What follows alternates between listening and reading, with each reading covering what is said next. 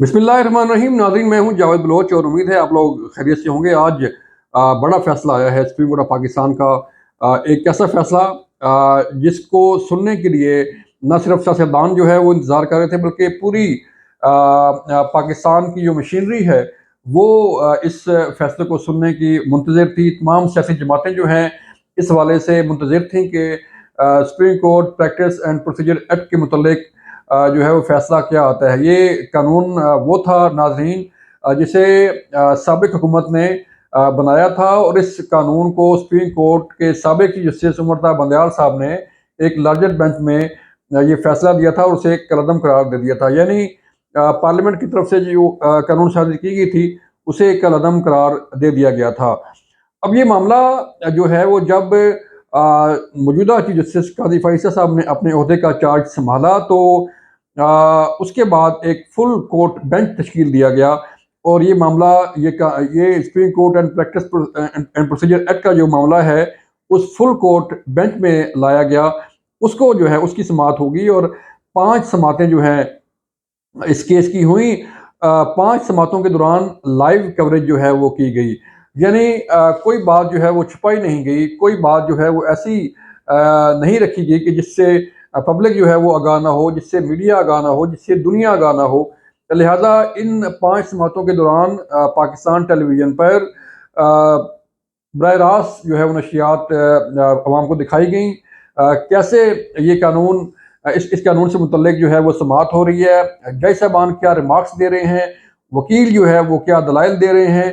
तमाम दलाइल और तमाम रिमार्क्स जो है वो दुनिया ने, पाकिस्तानियों ने, सियासी जमातों के वर्कर्स ने, सियासी जमातों के लीडर्स ने बराह रास्त जो है अपने टीवी चैनल पर देखे, सुने और उसके मुतल्लिक भी अपनी राय का जो है वो इजहार किया जाता रहा। और पब्लिकली स्पेशली सोशल मीडिया पर जो है वो इस हेयरिंग के मुतल्लिक जो है वो कई रिमार्क्स भी सामने आए। अब मामला क्या था? मामला ये था नाजरीन कि इस कानून को पार्लियामेंट ने पास किया था और ये कानून बन चुका था, लेकिन इसे कलअदम करार दिया गया। कानून क्या है? कानून ये है कि 184(3) के तहत अज खुद नोटिस का इख्तियार सिर्फ फर्द वाहिद चीफ जस्टिस ऑफ पाकिस्तान के पास होता था, और जिसे मर्जी चाहे जो है वो जिस मर्जी इदारे से मुतल्लिक, जिस शख्सियत से मुतल्लिक, जिस भी जो है वो कोई भी इशू हो उस पर अज खुद नोटिस लेकर उन्हें सुप्रीम कोर्ट में तलब करते थे। वो केस चलता था और उसे सजा जजा का जो भी वो फैसला होना होता वो फैसला हो जाता, और उस पर कोई अपील का हक जो है वो नहीं होता था। राइट ऑफ अपील का हक था ही नहीं। आपके इल्म में है कि अगर कोई लोअर कोर्ट यानी कि कोई सेशन कोर्ट फैसला करे तो उसके खिलाफ हाई कोर्ट में अपील हो सकती है, और अगर कोई हाई कोर्ट फैसला करे तो उसके खिलाफ सुप्रीम कोर्ट में अपील हो सकती है। लेकिन इस अज खुद नोटिस केस में राइट ऑफ अपील जो है वो नहीं था। तो इस कानून के तहत एक तो अपील का हक दिया गया, और दूसरा इस कानून के तहत जो अज खुद नोटिस का इख्तियार है वो जो है वो तकसीम कर दिया गया। उसे सिर्फ फर्द वाहिद की बजाय एक 3 रुकनी कमेटी, जिसकी सरबराही sitting chief justice supreme court कर रहे होंगे और उसमें 2 सीनियर जज साहबान उनके साथ होंगे। वो कमेटी ये फैसला करेगी कि किस केस में अज खुद नोटिस जो है वो लेना ज़रूरी है और किस में ज़रूरी नहीं है। ये था कानून, जिसे साबिक जस्टिस उमर ता बंदयाल साहब ने कलअदम करार दिया और उस कानून को ख़त्म कर दिया गया।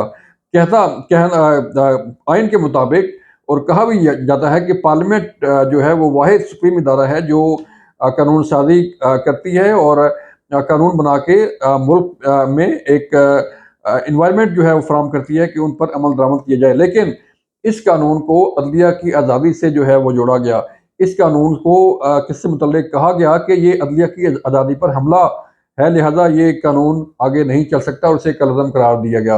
अब जब नए चीफ जस्टिस काजी फाइसा साहब ने अपने ओहदे का चार्ज संभाला तो उन्होंने ये मामला फुल कोर्ट बेंच में रखा, और फुल कोर्ट बेंच ने 5 समातों के बाद आज ये फैसला किया है कि पार्लियामेंट की तरफ से जो कानून साजी की गई थी वो दुरुस्त है, और जो अज खुद नोटिस से मुतल्लिक जो शिक है वो बहाल कर दी गई।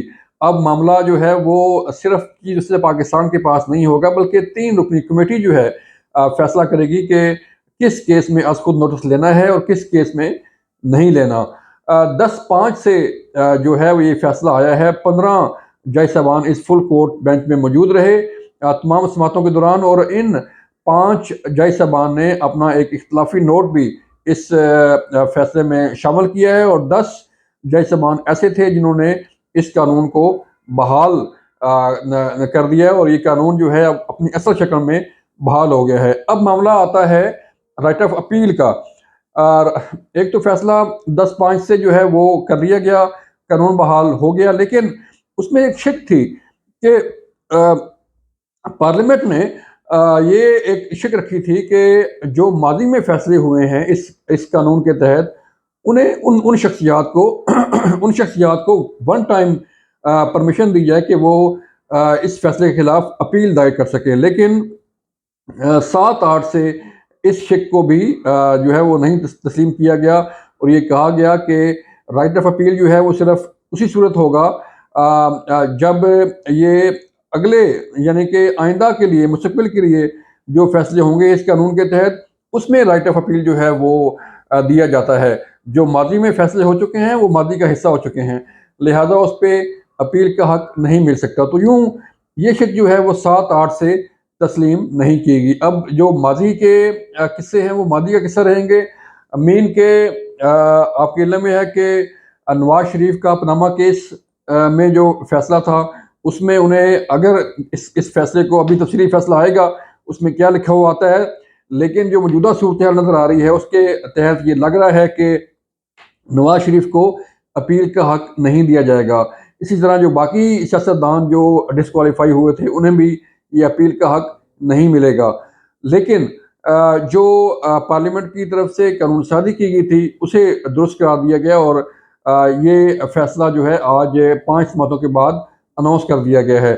اب اس میں ایک اور چیز بڑی جو ہے وہ اہم ہے، اس ایک کہ جو پہلے نیب کا قانون جو ہے، نیب ترمیمی بل جو ہے، اس کو کالعدم قرار دیا گیا تھا۔ وہ بھی قانون پارلیمنٹ نے ہی بنایا تھا، جس کے تحت جو ہے وہ ایک لمٹ رکھی گئی تھی، نیب میں ترامیم کی گئی تھی، نیب آرڈیننس میں ترمیم کر کے ایک قانون بنایا گیا تھا، اسے بھی سپریم کورٹ نے کالعدم قرار دیا تھا۔ تو اس کا جو فیصلہ ہے یہ تسلیم کیا گیا، تو معاملہ پھر یہی اسی طرف جائے گا کہ کیا جو نیب ترمیمی بل تھا، جو قانون تھا، اسے کالعدم قرار دیا گیا تھا، تو کیا وہ قانون بھی اپنی اصل شکل میں بحال ہو گیا، یا اس کے متعلق کوئی اور اپیل جو ہے وہ دائر کی جائے گی، اس میں جا کے جو ہے وہ پھر یہ فیصلہ آئے گا۔ تو یہ ٹیکنیکل چیزیں جو ہیں وہ دیکھنے والی ہیں، لیگل رائے جو ہے اس پہ آنے والی ہے، اور جوں اس سے متعلق چیزیں سامنے آتی رہیں گی ہم آپ کو آگاہ کرتے رہیں گے، کیونکہ اب یہ فیصلہ آ گیا ہے۔ تو اب صرف چیف جسٹس پاکستان جو ہے وہ آج خود نوٹس نہیں لے سکیں گے، اور 3 رکنی کمیٹی جو ہے یہ فیصلہ کرے گی۔ اب اس سماعت کے دوران آپ نے دیکھا کہ کئی بار نوک جھونک بھی سامنے آئی۔ جسٹس منیب اختر، جسٹس مظاہر علی نقوی، جسٹس اعجاز الاحسن، جسٹس عائشہ ملک سمیت یہ 5 جج صاحبان جنہوں نے اختلافی نوٹ جو ہے وہ لکھا ہے اس میں، تو ان جج صاحبان کی طرف سے کافی دفعہ جو ہے ہمیں تلخ صورتحال بھی اس بینچ پہ نظر آئی، اور کئی دفعہ جو ہے وہ نوک جھونک کے مناظر بھی سامنے آئے کہ چیف صاحب کچھ کہہ رہے ہیں تو ان جج صاحبان کی طرف سے جو ہے مختلف کویسچن اٹھائے گئے۔ کئی مواقع پر جو ہے وہ چیف جسٹس کو مداخلت کرنا پڑی، اور جیسے فیصل صدیقی کو جو ہے وہ کویسچن کیے جا رہے تھے، تو چیف صاحب نے کہا کہ پہلے آپ اپنے دلائل مکمل کریں، لہذا وہ اس کویسچن کی طرف نہ جائیں۔ تو یہ صورتحال چلتی رہی، بالآخر سماعت مکمل ہوئی تمام کیسز کا پورے قانون کا جائزہ لے کے، تو سپریم کورٹ نے یہ آج تاریخی فیصلہ جو ہے وہ سنا دیا ہے۔ یہ تھا آج کا حوال، اپنا خیال رکھیے گا، اللہ حافظ۔